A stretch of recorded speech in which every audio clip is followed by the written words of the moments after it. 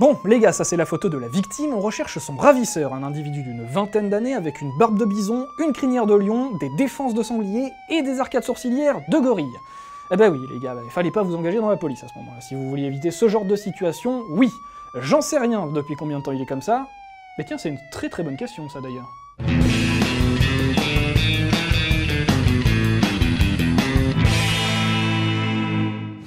Quel âge pouvait bien avoir le prince de La Belle et la Bête lorsqu'il a été transformé en bête? Combien de temps a-t-il dû attendre seul dans son château isolé à se lustrer la fourrure entre une horloge qui parle et un chandelier qui chante? C'est une question que de nombreux fans se sont posées, et comme, soyons honnêtes, il n'y a pas vraiment de réponse claire dans le film de 1991, ils ont été un petit peu obligés d'élaborer des théories. Ok, on va commencer par rappeler les éléments dont on dispose avec certitude. Lorsqu'il a été transformé par la petite vieille chelou, le prince était un jeune homme égoïste et insensible, comme cela est précisé dans l'introduction du film. En punition, il s'est vu transformé en bête, et il avait jusqu'au jour de ses 21 ans pour briser le charme.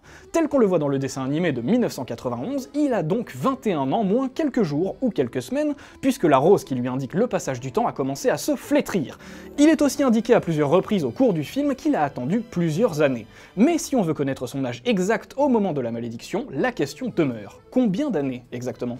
On a cherché un peu partout, et là, franchement, c'est pas du tout évident à déterminer. Est-ce qu'il a passé 2 ans sous la forme de la bête? Est-ce que c'est 3? Est-ce que c'est 5? Le mieux, honnêtement, c'est d'aller interroger le personnel du château, parce qu'ils ont tous été maudits le même jour que lui.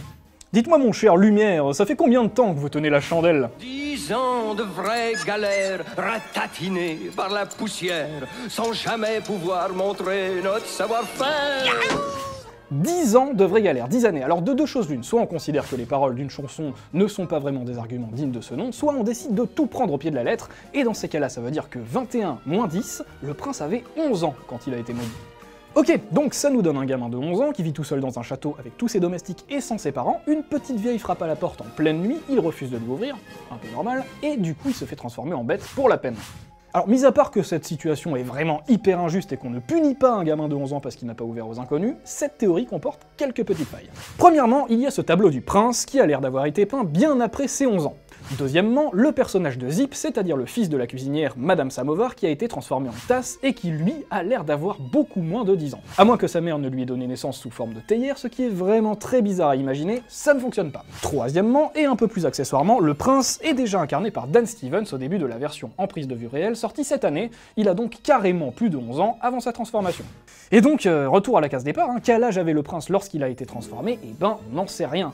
À moins d'aller creuser un tout petit peu du côté des direct-to-DVD Disney. La réponse se trouve ici, dans La Belle et la Bête 2, Le Noël Enchanté, sorti en vidéo en 1997. On y découvre une séquence flashback au cours de laquelle le jeune prince, qui a l'air d'avoir à peu près 16 ou 17 ans, ouvre ses cadeaux de Noël et engueule à peu près tout le monde dans le château. C'est là que débarque la petite vieille, qui n'a pas super bien choisi son moment, la pauvre, avec sa rose. Comme il fallait s'y attendre, il lui claque la porte au bec et bam, transformation en bête. Bref, on connaît l'histoire, ce qui importe c'est donc l'âge du personnage, et tout porte à croire que dans cette scène, il est à peu près à la fin de son adolescence. Et du coup alors, qu'est-ce qu'on fait de la réplique de Lumière? On s'en fout parce que c'est quand même pas un bout de chandelle qui va nous casser toute notre logique, ou alors on persiste à croire que le prince a passé 10 ans dans la peau de la bête, même s'il a été transformé aux alentours de ses 17 ans, mais qu'il a quand même 21 ans dans le film. Faut suivre. Et bah oui, vu que le sort a été jeté sur tout le château, on peut carrément imaginer que le temps ne s'y écoule pas aussi vite qu'ailleurs, qu'il s'agit en fait d'une sorte de lieu coupé du monde, où les années passent au ralenti, où les roses fanent au ralenti, et où les gens vieillissent au ralenti. Par exemple, en temps vécu, La Belle et la Bête auraient donc passé tout au plus quelques semaines ensemble, mais en temps ressenti, ça nous donne une véritable histoire éternelle. L'histoire éternelle touche de son aile La Belle et la Bête. L'histoire éternelle touche de son aile La Belle et la Bête. Bref, quelle que soit la manière de comptabiliser le temps que vous choisirez, pour connaître à peu près l'âge du prince le jour de sa transformation, tout dépend de l'âge que vous donnez au personnage à cet instant précis. Difficile de juger l'âge d'un dessin, certes, mais donnez-nous quand même votre avis dans les commentaires de cette vidéo. Quoi qu'il en soit, et quel que soit son âge, la Bête reste sans aucun doute l'un des personnages les plus remarquables de l'univers Disney, et ça c'est pas une théorie.